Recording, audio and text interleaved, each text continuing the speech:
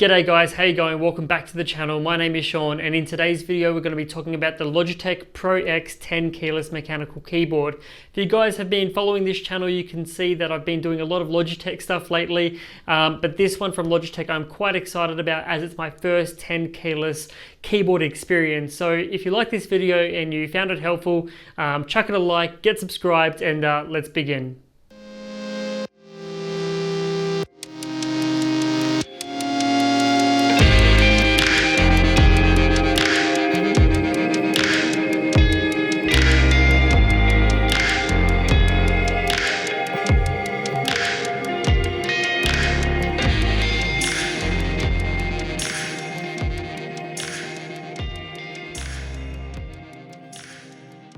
So as you guys know on the channel already, I've been doing a lot of Logitech reviews lately, and this keyboard from Logitech I'm quite excited about as it's my first mechanical 10 keyless keyboard, and I've actually been wanting to check this out for such a long time, and it's just taken until now to get my hands on it. The keyboard itself I'm actually quite happy with. I've been using it for about 2 weeks now, typing up all of my scripts, doing my day-to-day work, video editing, and obviously gaming as well. And the fact that it syncs with the RGB lighting with my G Pro mouse and my G935 headset, I really like the light sync, I guess, package that Logitech provides for syncing RGB between products. I think it's really, really nice. The keyboard itself is solid. I don't have any complaints about it really at all. The cable being detachable is really nice, so if I want to clear the space and assemble a computer on the desk or do whatever I need to do without having to worry about the cable management, I can definitely do that. That's why for a long time I was using a wireless keyboard, so if I wanted to just make that space available, I could just get that keyboard off and put it aside. So the fact that this one here takes up so much less space, I've actually really appreciated that. I thought I would really miss the number pad, but I haven't missed the number pad really at all. The ability to remove the cable, I'm a huge fan of. I would love it if Logitech could implement USB Type-C though, as more and more products are coming out with USB Type-C, and it would also just make it easier for when you're trying to insert the cable, not having to sort of fumble and muck around with which way the cable is for it to go into the back of the keyboard. So that would be maybe nice for the next version of the keyboard to have a USB Type-C connector. The other thing to mention as well regarding RGB lighting is the RGB button on the top right hand corner.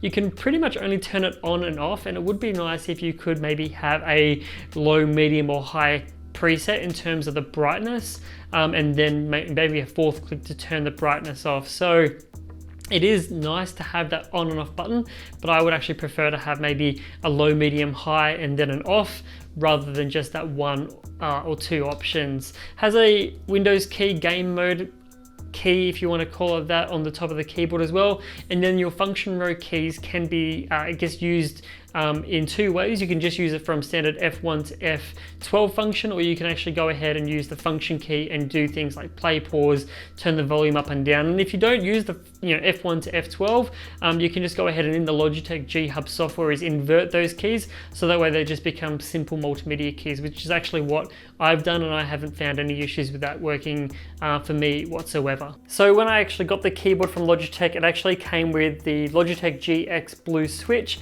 and I asked them for the red linear switch instead, and they said yeah, no worries. And when I actually received the package in the mail from Logitech, it actually was the blue mechanical switch on the keyboard, and then they included this kit here. So this kit is, I guess, one of the cool things about this keyboard. You can get this kit for anywhere between $50 and $70, and you can get it in either the red, blue, or I believe brown switch from Logitech, and you get 92 switches, including the keycap puller in the box. So what I had to do was painstakingly remove, well, not really painstakingly, but remove all of the blue switches with the keycap puller, and then go ahead and actually insert the red keycaps which were in the box. And then I've got obviously the foam insert here to put the blue ones back into if I decide to change it later.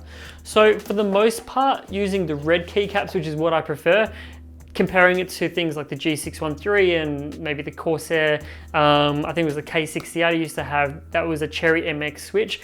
These feel really, really nice, and you'll hear from the audio test from the keyboard that it sounds really, really good.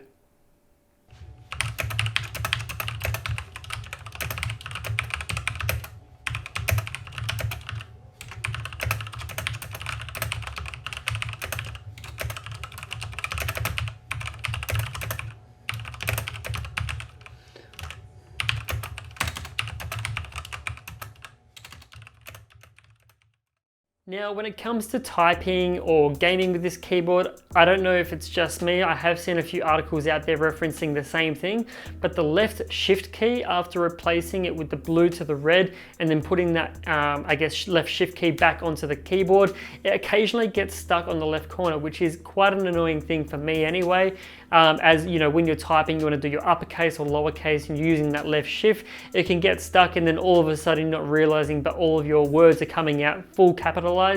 And then the other thing is, if you're gaming, you can go ahead and press left shift, for example, to run or to sprint, and then you're trying to go ahead and run again, but not realizing that the entire time the key's held down. So you have to sort of mash it or double tap it to get the key to pop back up, which is quite annoying. And some people have said you can, you know, push down hard on the right hand side and it will sort of fix that or correct that behavior from the key. But for me personally, it's still an ongoing thing, and even going back to the blue switch now on that left shift key has kind of resolved it, but it's still something that happens ever so often. And I guess for a keyboard that costs $200 to $250, it is quite annoying for that to happen. And I feel like, honestly, with Logitech and their pro grade consumer products for gaming and the enthusiasts out there, that this is something that they should really take a look at again.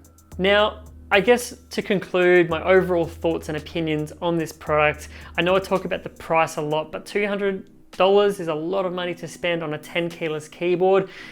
Do I think they could probably bring the price down to around about $140 and $150, and that would be more realistic and more, I guess, in line with the market? I definitely think so. I know that Logitech has, I guess, a bit of a following though with their pro, I guess, gamer components, and so maybe that's why they're sort of inflating the price a little bit. I don't think that the build quality is that far, you know, out of the realms of, you know, you can't get something similar from a competitor. So I think maybe if they drop that price down a little bit, they wouldn't receive much criticism or harsh criticism, maybe like I'm giving it in this video. If you guys want me to check out other keyboards that are maybe around a $40, $50, $60 mark, that are mechanical, 10 keyless, RGB and all that good stuff, let me know down in the comments. I'm thinking about doing that, so I just want to know and gauge your opinion. Thanks for watching this video, and I'll see you in the next one. Cheers.